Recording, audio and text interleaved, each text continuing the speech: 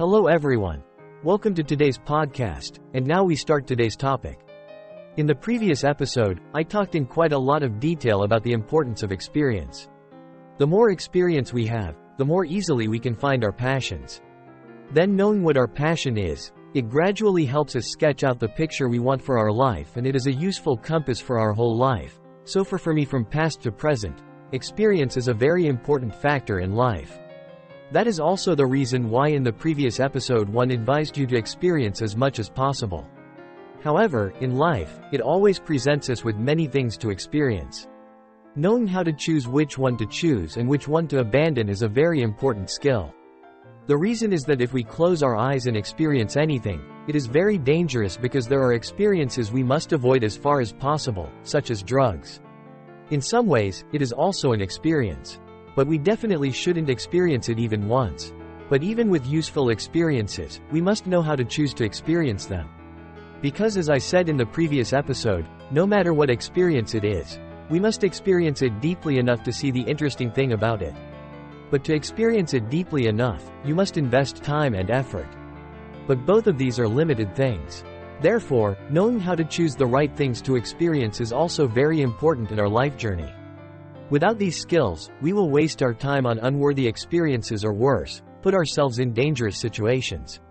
In today's episode, I will share with you the experiences that I have learned in my life experience journey, hoping that it will help you have methods to experience. Life is better. From there it helps you gain the confidence to experience more life, but still not put yourself in dangerous situations. The first factor we analyze is risk. This is the biggest barrier that many people are afraid to experience. From childhood we grew up surrounded by family. This is even more common in Asian society. We do not have children who play in the sand, don't dare let them ride bicycles because they're afraid they'll fall, and they don't dare let them go out too much for fear of danger. Then when we grow up, we keep hearing about risks. We are taught that if we have a stable job, the surest path is to get a university degree. This is not wrong, because it is guaranteed for you to have a stable job. But as I have analyzed in great detail in previous episodes. In fact, it's a very risky path. Then you're told to go to college and study well, don't do anything, just let your parents take care of all the expenses, but we're not taught that. Standing on your own 2 feet is the best way to develop yourself, which is the reason why there are so many good students in school who lack sharpness when born. Meanwhile, there are people who study normally in school, but in real life, they are very agile, and as a result, after being born, these students are more successful than we are taught. Percent of businesses will fail. This is not wrong. The failure rate is sometimes even higher. But besides that, we are not taught that the most valuable thing lies in failure or financial success, but rather in the journey of building this business. We are not taught how to manage risks and deal with risks when doing business. And from such things, we grow up and draw invisible boundaries for ourselves. Boundaries such as finishing high school. Obviously we have to go to college, and when we're 30 years old, we obviously have to take wife gets married. These are the paths that I talked about in the previous episode. We draw those boundaries ourselves. Then we put ourselves standing still in them and don't dare to move. Sometimes we ask the question why? Why do you have to go to university if you want to study a certain profession? Why is university the only way to have a stable job, and why is having a stable job the goal of life? It all comes from the fear of risk, that if we stray from the path, we will encounter a tiger or something. There is a very good saying that, the biggest risk is accepting any risk.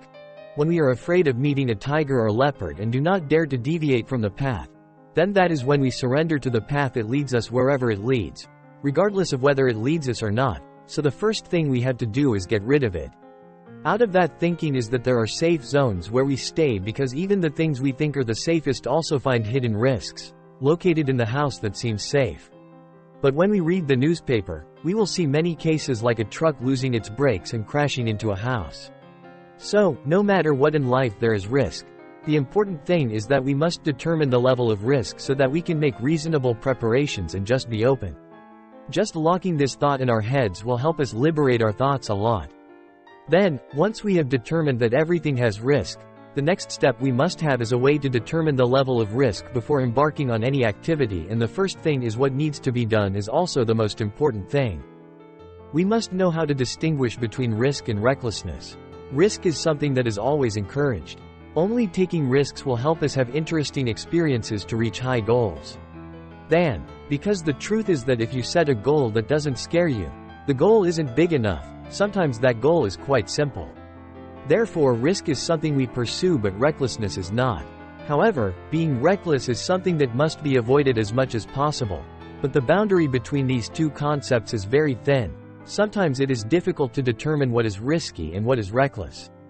And in life, sometimes we go to the edge of this boundary, especially when we experience new things, when we aim for really big goals. Therefore, the key point is that we must know how to distinguish between risk and recklessness, and now I will share with you how to identify these two concepts. Take examples from myself. First, we talk about risk. Risk is the dangerous thing that can happen when we perform a certain action. It is the thing that we do not know if it will happen or not. If it can happen, when will it happen? The simplest example is that when we drive on the road, we are facing risks, but we do not know for sure whether it will happen or not, and we cannot predict when it will happen. It is a type of risk in business. It has an aspect called risk management, and I use my experiences in risk management to apply to my daily life. Managing risk management sounds lofty, but in fact it is simply the way we analyze the risk for each action to see if we perform a certain action. It has risks. What potential risks can occur, from which appropriate estimates and solutions can be made for those risks. Another example is from an example from myself. For those of you who don't know, I like to go camping alone in the forest. Some trips involve me climbing trees and wading streams for several days in the forest. The places I go to are usually deep forests and there is no phone signal. This is considered a quite dangerous action with many risks, but for me it is not a reckless action because I have prepared very carefully. The first example is that I equip myself very carefully. There are many survival skills through training courses with professionals. Skills like navigating the forest, how to find water, and many more. Next, before each trip, depending on the terrain I'm going to, I start planning for the worst cases that can happen and prepare a plan to deal with it. To take a simple example, if unfortunately I get lost in the forest, thanks to previous topographical research, thanks to the map skills and orientation skills that I have learned, the probability that I will find if I get out of that forest, it will be more foxy. But if for some reason I get stuck longer, the first vital thing is how I can make a fire. If there is a fire, it will help keep us warm and avoid wild animals. Then it will help us cook water and prepare food. And I prepare backup methods. When it rains, I have to prepare another way to make fire in wet conditions. Then I know how to find the water source. For example, besides the water filter, I also have specialized water filter tablets for disinfection. Then when I can't find a water source, I will get water from tree leaves, so I will bring a large plastic bag and assume that in the poorer case, the risk is higher that I get injured and cannot continue. What should I do if I'm in the forest and there's no phone signal? First, I always carry with me a specialized device to connect to the satellite from which it sends my coordinates to the rescue center, but even so, I still have to have a support method. Because I have to plan that for some reason I lose that device along the way. So before I go anywhere, I let some of my friends around me know what day it is. I will go to the forest and someday I will come back.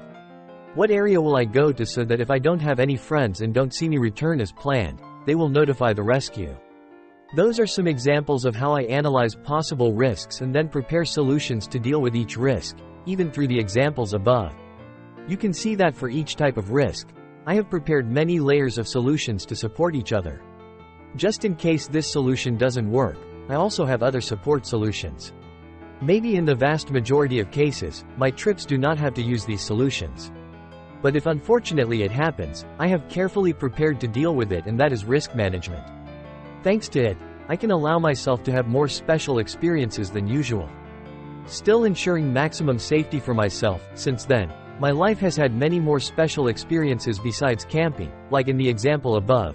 I also do countless mountain climbing activities. Those other activities are adventurous, and I have always encouraged myself to lead a life with many such adventures. But recklessness is in another aspect. Recklessness is when we rush into doing an action without thinking or considering the risks. From then on, I put myself in dangerous situations, and I never let myself get into the reckless state of doing something stupid like that. Now I will share with you some examples of how I distinguish what is risky and what is reckless. The first example is that I really like the car. I studied and received a license in 2 countries, Malaysia and Australia. I have participated in rally driving training courses in Australia. My previous car was also a sports car and I really like driving at high speed. However, when I normally drive on the road, I can be proud that I am one of the very careful drivers. I always obey the correct speed and drive very legally. There is never a time when I drive too fast on the road or do other stupid reckless actions once I have experienced the speed and the dangers. Driving skills, me and my group of friends will go to the racetrack. In Sydney, the city I live in, there are racetracks where they allow us to bring our cars in and compete with each other with our friends. Their facilities are very good. The race is designed according to standards. When racing, we must wear a specialized helmet for racing and most importantly, there are always rescue teams around to prevent accidents. Disaster is that they will appear immediately, and because of such conditions, I can run my car at maximum speed and it allows me to fully experience my passion for driving, and that is adventure.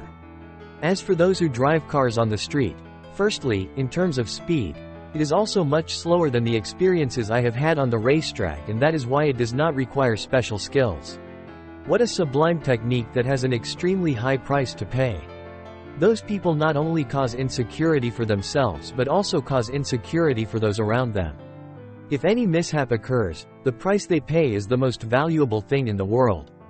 It's their lives, so to me it's a risky job, and we should stay away from things like that. It doesn't prove anything other than the fact that I'm a thoughtless person and irresponsible towards myself. That's an example of recklessness. There are many other examples, including the example of going camping in my forest as above. The adventure is that before entering the forest, we equip ourselves with the necessary knowledge, skills, and tools. And if someone else goes the same way, they don't prepare themselves with any survival skills and don't bring with them any rescue equipment. Just going out to sea, carrying your backpack on your shoulder and going into the forest is not taking a risk but being reckless. Risk and recklessness are different in the way we face risk. Both of these actions face danger. But risk is when we face it with calculation and preparation, but recklessness is when we just run headlong into danger without any preparation. Taking risks also has certain potential risks, but thanks to careful preparation, it will help us overcome those risks, and from there it will give us very memorable experiences. The more reckless you are, the more it creates bad experiences and unnecessary dangers, sometimes at a very high cost. And often recklessness often happens when we are young. We often decide to do something dangerous without thinking carefully, just based on the encouragement of those around us. At that time, we only do it to prove to those around us that we are not cowards. And in today's episode, if you only remember one paragraph, I hope you will remember this paragraph. Firstly, rushing into danger without any preparation is not brave but stupid. Second, our lives are the most precious thing in the world. If someone encourages you that you are afraid of death, then just smile and be proud that you are someone who knows how to appreciate the most precious thing in your life whenever you are in such a situation. We need to remember those two things and smile and step back to give that courage to others. Now, after we have eliminated the risky actions, meaning we still have risky actions, the next step we need to do is to weigh and measure the level of the risks and benefits it will bring. Let us see if it is worth the effort and time we spend or not. This will help us make more accurate choices when we have to choose many things at the same time. For example, assuming you have the opportunity to advance to a position from professional to higher level. Being a manager promises to give you a lot of new experiences and the opportunity to learn new skills, and at the same time you have the opportunity to receive a scholarship to study abroad, for example. Then this is the time for you to determine if you do something. How much risk is it? What will you get in return? And conversely, if you don't do it, what will you be able to do? Ability to miss something and so on every time faced with having to choose certain experiences. So you just follow these 3 steps. First, determine whether it is recklessness or a spontaneous, thoughtless action. If it is reckless, then boldly ignore it and find something else to experience in your life. There are many other things in life to experience. After we have eliminated the reckless actions, we next determine what is the thing that brings experiences worthy of the effort and time we spend, and in the end, whether it is a little or a lot. Every experience has potential risks. Our task is to analyze and predict what the worst-case scenario is, and then from there make certain preparations for each situation and the best. Especially there are more solutions to support each other. Just like that, you guys just keep training yourself in the habit of analyzing and managing risks like that. At first there may be dry lessons, but gradually it will become habits, then slowly you did it in a very natural way. And when it becomes a habit, it will gradually allow you to experience riskier things, not just small experiences like climbing or camping, but more importantly, a great experience when we are faced with the low points of life will be the driving force to help push you out of your comfort zone and seek broader horizons. Listening to my talk today, you might think that if you keep measuring too much, life won't be surprising or interesting anymore. But in fact, I can assure you that it is thanks to such selective methods that it allows me to experience much more, and as a result, my life up to now has always been better. Filled with experiences, and certainly many more experiences. In fact, from past to present, the two words experience have always been the two words that have guided many of my decisions in life. When I was still in Vietnam, I had a pretty good life. I have a house and a car, I have a company with colleagues that I love very much, and I have colleagues who are my brothers and sisters, and to this day they are the people that I love very much. Important. I was able to leave all those good things behind to go to Australia and start everything over again like from the beginning.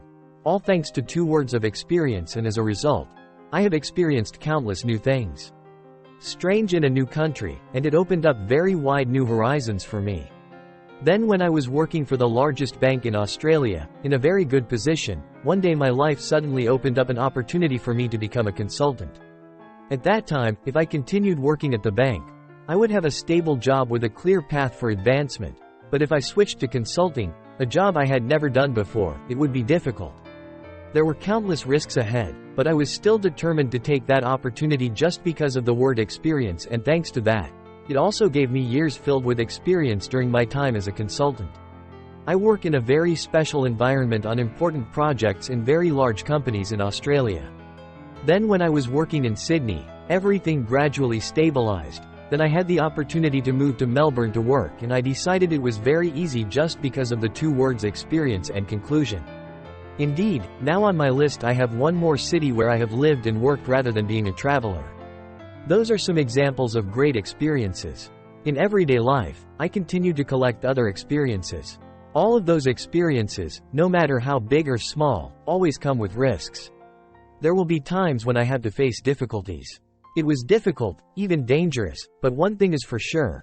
Now when I look back, I have never regretted when I decided to embrace those experiences.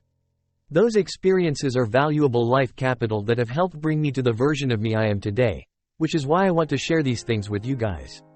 I know that every time we leave some familiar roads to enter a completely new alley, we will have a lot of worries.